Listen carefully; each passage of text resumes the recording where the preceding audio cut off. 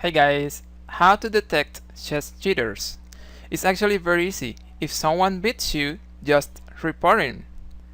Of course, I'm just joking, but I have seen players who think and act this way. Well, first of all, we need to say that if the cheater works really well, it's almost impossible to catch him. The good news is that if he's dumb enough to cheat, he's probably not smart enough to cheat well.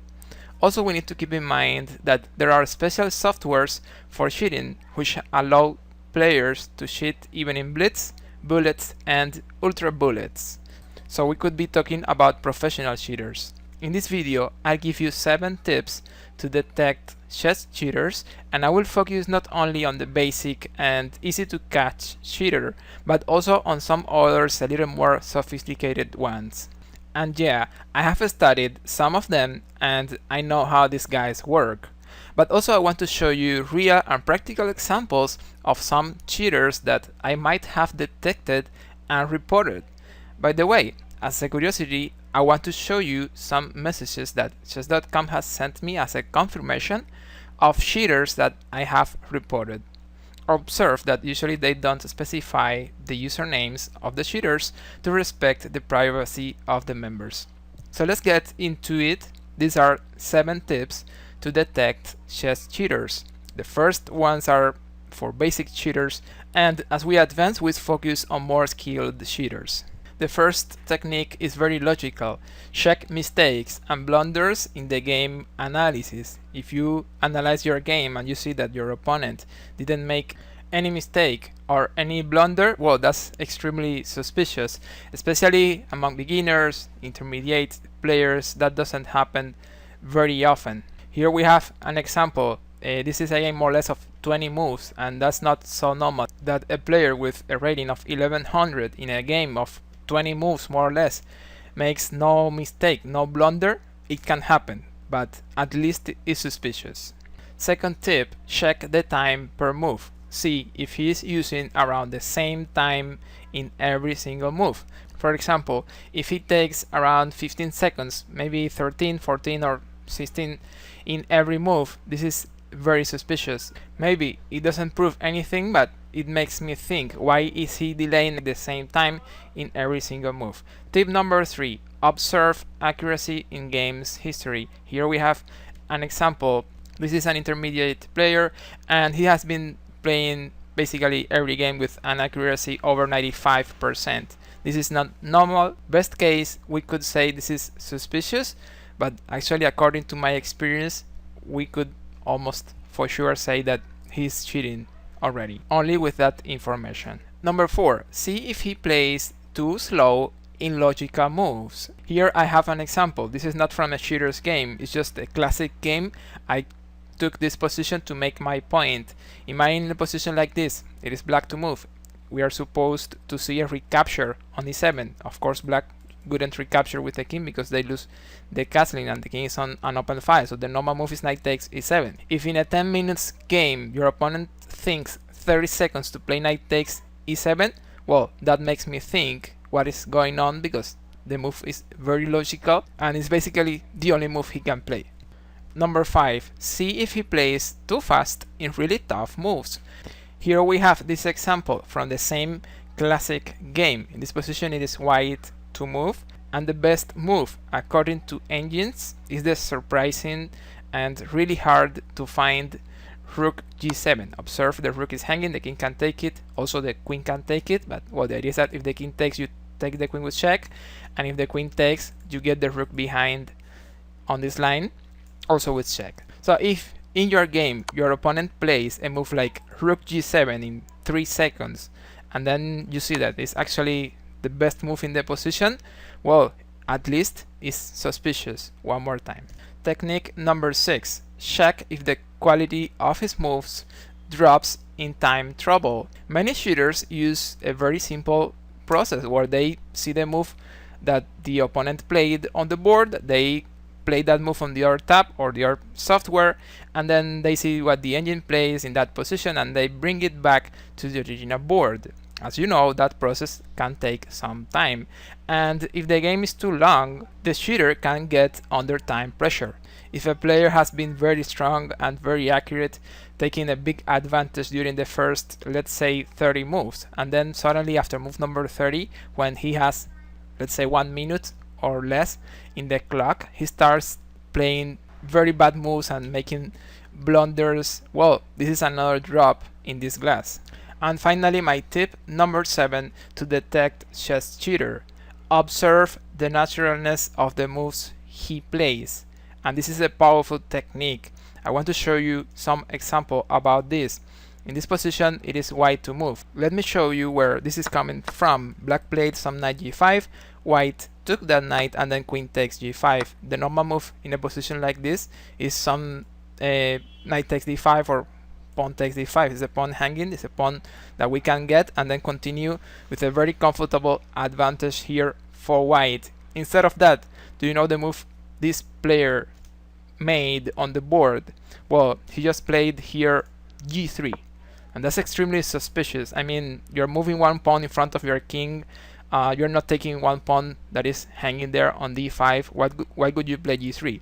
When you analyze it, you can see that it makes a lot of sense because the bishop is trapped, but this is not a move that a human plays very often. And when we analyze what the engine thinks about this position, as you can imagine, the best move, also depending on the depth of the analysis, is going to be g3, which is a very unnatural move. It's not the kind of move humans play.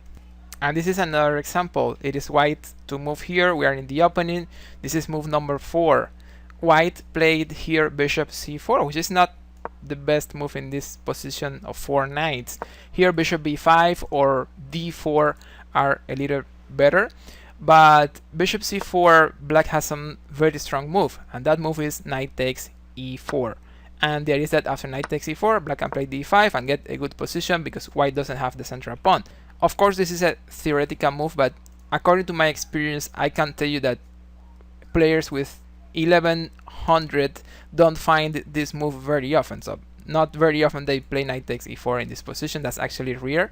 So this doesn't prove anything, but it makes me think a little. Some moves later, they got into this position, and black played here the move b6, which is very strange because in this position you can already develop the bishop over d7, and it's going to be very well. The bishop is active over there, is controlling e6, which is a weakness, and then you finish your development and you can bring your queen and your rook to play, so it looks pretty normal. However, instead of doing that, he wastes a move by playing b6 to develop the bishop over the fianchetto.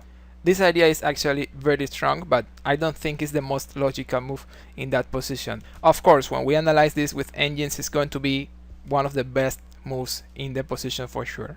Another cheater is playing as black here. When I analyze this position, I feel a very normal move is d6. You develop the bishop, you protect the pawn on e5, which is attacked, and then you will play bishop e7, you castle, and everything is normal here.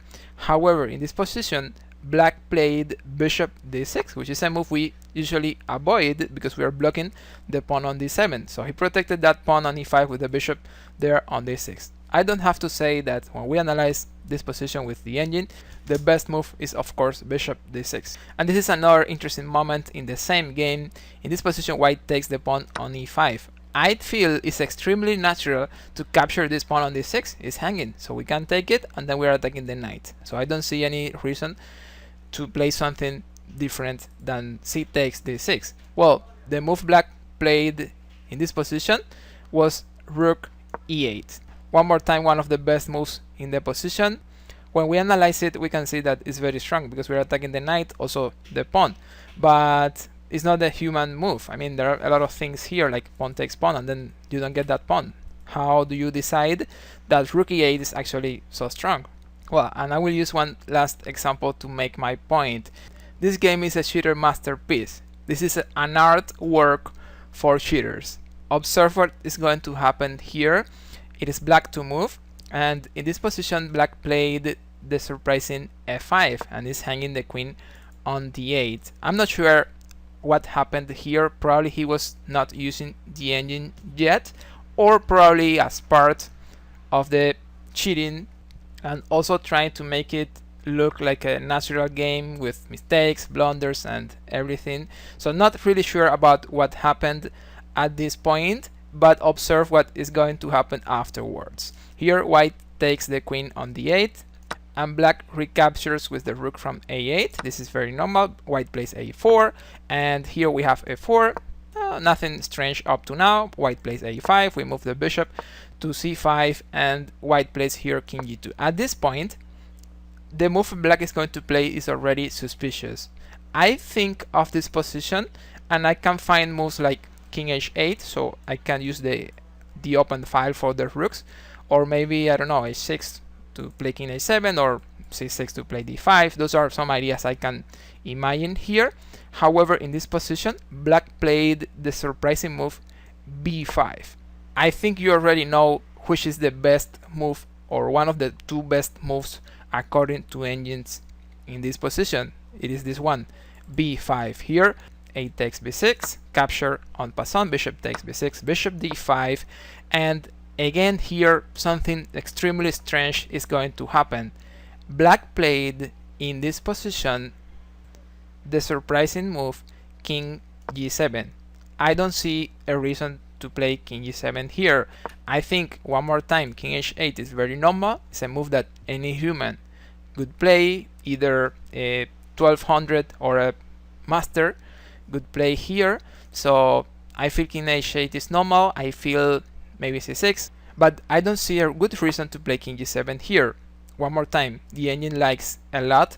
King g7 is one of the best moves in this position. After queen d2, well, the move black played here, one more time, king f6, and that's the favorite move for Stockfish in this position.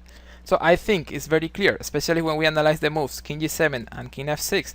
Those moves don't make sense for humans, but at the same time are the best moves according to engines. So that makes it very clear for me. That's what I think. And of course, in this game, black won. Some moves later they got this position, and then there was a check, and then they got the queen, and it was an easy win for black. So when should you report a cheater? I could say if two of the 7 points we previously mentioned are met, almost for sure your opponent was cheating. So you should report him, so the corresponding team analyzes him and makes the right decision. My tips on how to deal with cheaters. 1. Always focus on the position on the board and try to find the best moves. Whether your opponent is cheating or not is something you can find out after the game. Don't lose your concentration because of that during the game. Maybe he's not even cheating and he's just playing a good game and you can beat him, but that will happen only if you stay focused. And number 2, try to survive until time pressure. As we saw earlier, he's probably using some software or some other tab, and he will need time to find the engine's move. So make him get under time pressure, and probably he will have to play by himself, and then for sure you will beat him. If you guys have any question, let me know in the comments. If you want to see how to improve your visualization in chess, check out this interesting video. I'm sure you will enjoy it and it will help you a lot. Thank you so much guys. Like, subscribe, see you on the next.